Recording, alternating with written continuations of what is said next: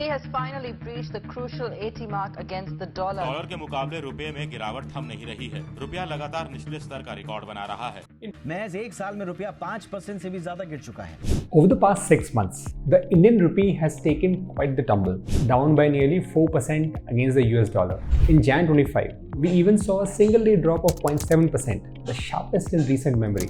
As of early April 25, the exchange rate is floating around 85 rupees per dollar.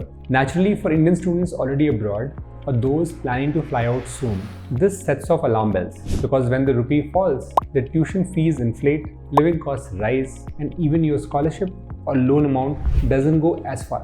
The fear is real. But here's the big question. Is it really that bad? Or is the story a bit more nuanced? Let's dive in. I love data. It resolves misinformation.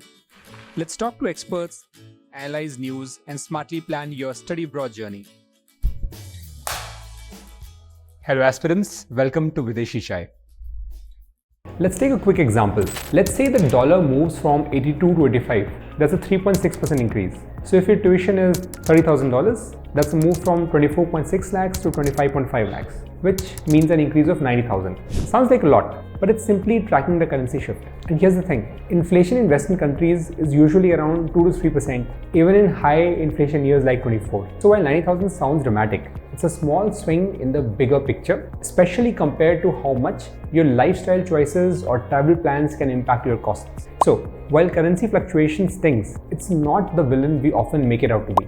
Here's where things get real. If you graduate from a US university, you're looking at a starting salary of between $60,000 to $80,000 and sometimes higher. With the current exchange rate, that's between 51 to 68 lakhs a year. So even with a slightly inflated cost, the return on investment still makes sense. The real cost spike due to currency fluctuation is marginal in the bigger picture. Further, this can be overcome through careful financial planning. That said, the stress and anxiety regarding currency fluctuation are real. It can be a hindrance for many students who are planning to study abroad. Let's face it, having to face uncertainty in a new country can be extremely daunting. So, what can students do to overcome this? Well, there's only one solution to it: smart financial planning. With the right financial planning strategies, students can help mitigate the issue to quite an extent. Here are some smart financial strategies to overcome the financial burden that may come due to rupee depreciation. First, use Forex cards for daily expenses. Let's be real, Forex cards are a lifesaver, even though some students are still unsure about using them. Think of them as your regular debit cards, but way cooler.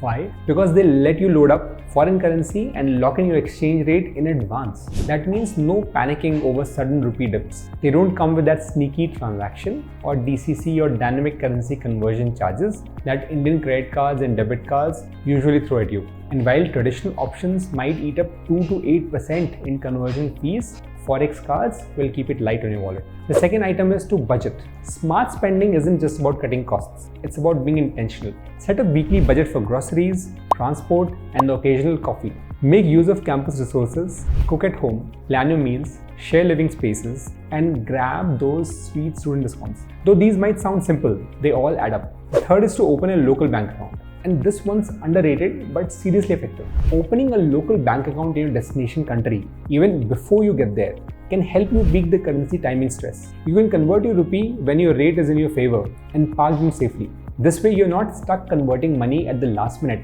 when tuition or rent is due and the rupee has taken a nosedive. The next one is to pick the right loan and the right lender.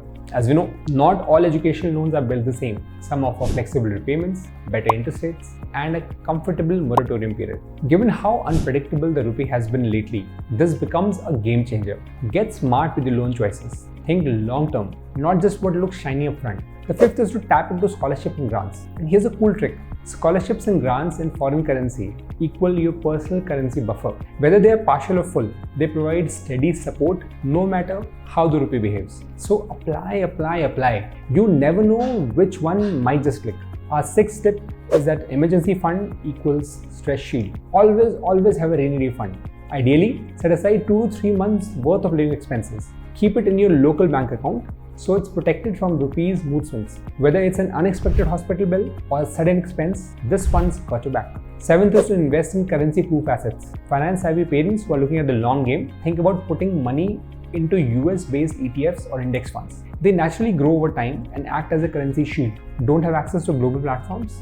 No worries. Some Indian mutual funds also offer global exposure. Eighth is to consider top-up loans when things go sideways. So even with all the planning in the world, things can often go off script. That's when top-up loans step in. Instead of scrambling for a new loan, these help you get a bit of extra cash, especially when your budget is under pressure, without the extra paperwork hassle. Finally, a stronger dollar means stronger savings when you send money home. Here's something most people forget. When the dollar goes up, so does the value of your salary in rupees. Say you land a job in the US with a starting salary of 70k. At 82 rupees per dollar, that's about 57.4 lakhs. But if the dollar is at 85, your salary becomes 59.5 lakhs. That's over 2 lakhs without doing much extra.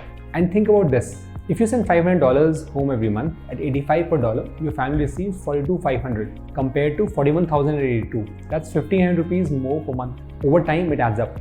So while it's true that a weaker rupee makes your initial expenses slightly higher, it also means that your future earnings and any money that you send home will stretch further. It's a nice little bonus that often gets overlooked. If I'm being honest, currency fluctuations are not the villains we often make them out to be.